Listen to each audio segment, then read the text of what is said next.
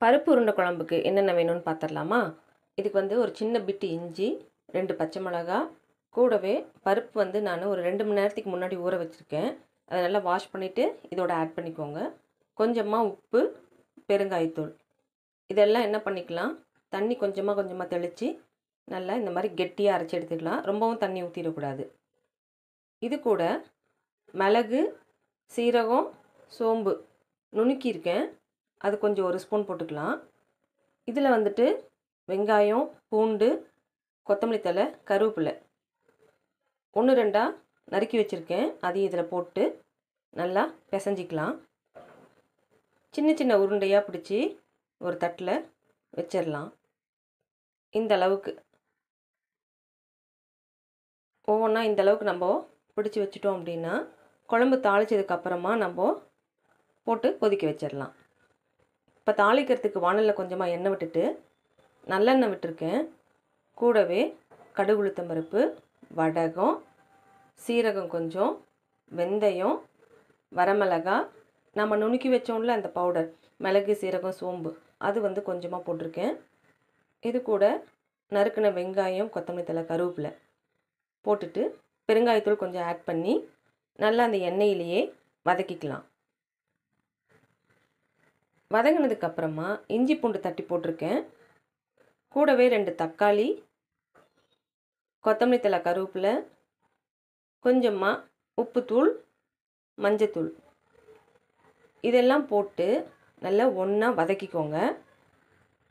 இந்த எண்ணெயிலே நல்லா அந்த தக்காளி மசிகிற வரைக்கும். இது கூட 2 ஸ்பூன் கொத்தமல்லி தூள், மிளகாத்தூள் 1 ஸ்பூன், காரத்துக்கு ஏற்ற மாதிரி போட்டுக்கலாம். போட்டுட்டு அந்த எண்ணெயிலேயே நல்லா வதக்கிக்கோங்க. நல்லா அந்த எண்ணெய் கசஞ்சி வரட்டும். இந்த சமயத்தில் ஒரு நெல்லிக்காய் சைஸில் புளி ஊற வச்சுருக்கேன். அதை நல்லா இதில் கரைச்சி ஊற்றிக்கலாம்.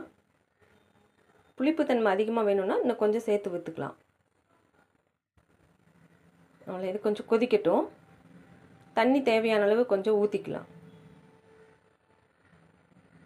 இது நல்லா கலந்து விட்டுட்டு கொஞ்ச நேரத்துக்கு ஒரு 5 நிமிஷத்துக்கு கொதிக்கட்டும். இந்த சமயத்தில் நம்ம பருப்பு உருண்டை பண்ணி வச்சோம் இல்லையா, அதை வந்து ஒவ்வொன்றா இதில் ஆட் பண்ணிடலாம். உருண்டையை வந்து பார்த்திங்கன்னா சில பேர் ஆவியில் வேக வச்சு கூட இதில் போடுவாங்க, உடஞ்சிரும் அப்படின்ற பயத்தினால. ஆனால் உடையெல்லாம் வாய்ப்பு இல்லை. ஏன்னா போட்டதும் நம்ம கிளறக்கூடாது. இந்த மாதிரி போட்டுட்டு ஒரு மூடியை போட்டு கொஞ்சம் நேரத்துக்கு வச்சுருங்க. இன்னொரு பக்கம் தேங்காயும் சோம்பும் மிக்ஸி ஜாரில் போட்டுட்டு நல்லா ஃபைனாக அரைச்சிட்டு அந்த பால் மட்டும் தனியாக எடுத்துக்கோங்க. இப்போ பாருங்களேன், ஓரளவு நல்லா வெந்துருச்சு.